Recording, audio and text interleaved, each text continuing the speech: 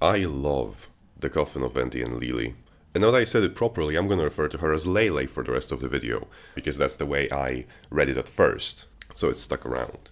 I first discovered the game when Manly Badass Hero made a video on it. I watched it pretty much the same day or the day after when he made the video, so I was pretty early to the whole thing.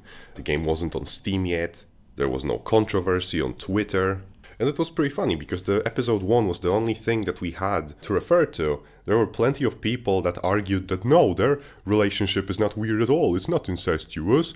Me and my siblings are acting exactly the same way. And in retrospect, those comments age like goddamn milk. So I want to start off by telling you not only what the game is, but what the game isn't. Contrary to what people who never played the game complain about, the game isn't about incest. It doesn't have any hardcore incest scenes or whatever. The game is about the relationship between Ashley and Andrew.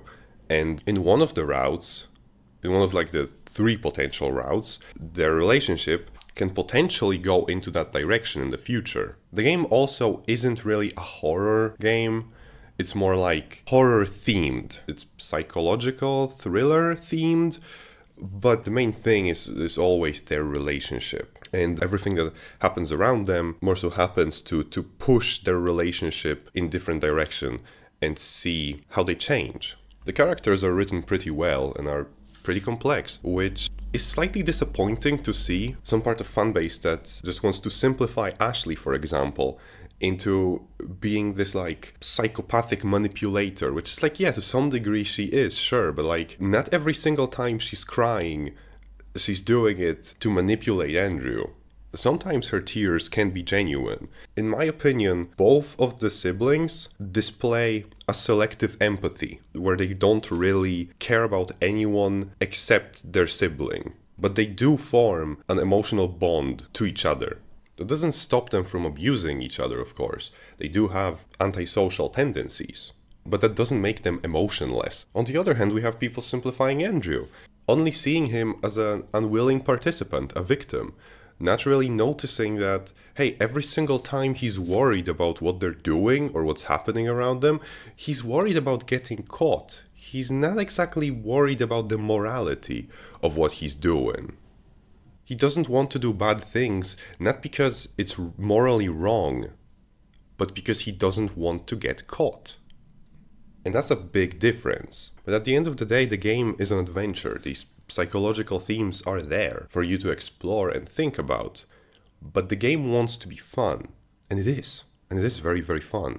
I'm not even gonna mention the art style and soundtrack. I mean, you can, you see it for yourselves. It's amazing. It's incredible. It's a testament to the creator of these games just becoming better and better and better over the years when you compare it to the previous games. And I do believe that in some ways this is their magnum opus. And the reason I'm not using the music from the game in my video is because I want you to experience it properly in the game. I don't want you to, first be exposed to this music potentially through my silly little video. I want you to experience it the way it was meant to be experienced. The last thing I want to address. No, there are no feet in this game. It's fan art. You've been jebaited. You've been jebaited by thumbnails on YouTube. You can't sleep with the mom. You can't have a relationship with the mom.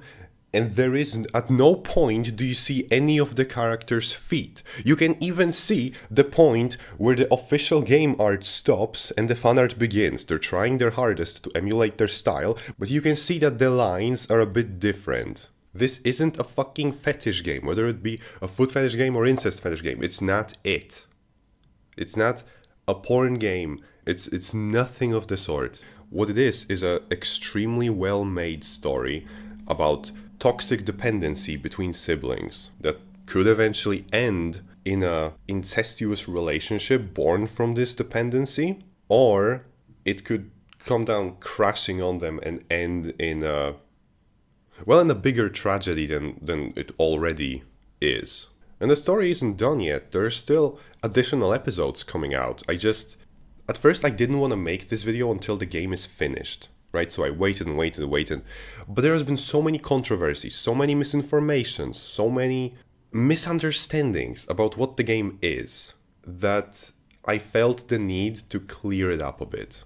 Because in reality, I love the romantic route, the burial route in the Coffin of Andy and Leyley. I'm not supporting incest in real life, obviously, but while in real life a perfect romance is ideal, in fiction it's boring, at least to me.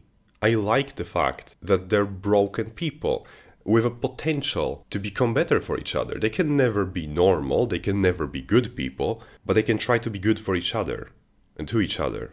And that's something that I'm invested in.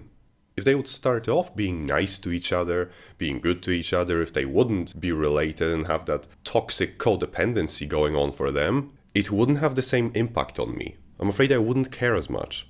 It's like watching a car wreck, but hoping that the person who caused it comes out of it unscathed and does a backflip at the end.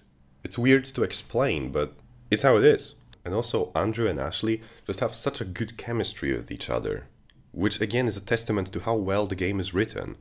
It's difficult to write a bunch of characters who are different from each other, who act differently, think differently, and have different sets of moral values. And I think that this game exceeds at it. I only hope that as the game is still in development, the creator of it doesn't crumble under the pressure. Not only from people who are hating on it needlessly, but also from people who are calling it a masterpiece. It's very difficult to continue your work on something that's already considered a masterpiece. Because where do you go from there? How do you improve upon a masterpiece? How do you continue? I was always of the opinion that when the game first appeared on Steam, the creator should have waited to finish the whole thing and then release it. But I do respect their decision, and I just hope that the weight of the success doesn't negatively influence them emotionally. Because that would be a real shame, because I believe that they have created something special. And yeah, that's about it. Take care.